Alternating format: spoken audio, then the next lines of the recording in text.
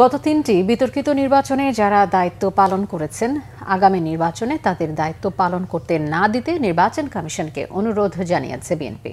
বৃহস্পতিবার নির্বাচন কমিশনের সাথে বৈঠকে বসে দলটির স্থায়ী কমিটির সদস্য ডক্টর আব্দুল মঈন খানের নেতৃত্বে ৩ সদস্যের প্রতিনিধি দল। বৈঠক শেষে তিনি জানান, আগামী জাতীয় নির্বাচন অনুষ্ঠানে প্রায় ১০ লাখ লোক নিয়োগ করতে হবে নির্বাচন কমিশনকে।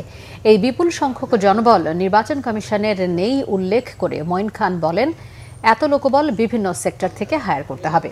সেক্ষেত্রে বিতর্কিতদের বাদ দিয়ে লোকবল নেয়ার দাবি জানিয়েছে বিএনপি। তবে স্কুল কলেজের শিক্ষকরা যারা হুমকির মুখে পড়ে কারচুপিতে জড়িত হয়েছেন তাদের বিষয়ে বিএনপির অবস্থান ভিন্ন। স্থানীয় প্রশাসন এবং আওয়ামী লীগের চাপে তারা অন্যায়ের সহযোগী হয়েছেন বলে মনে করেন তিনি। মঈন খান বলেন, শিক্ষকদের বাদ দিয়ে নির্বাচনী কর্মযজ্ঞ সমাপ্ত করা অসম্ভব।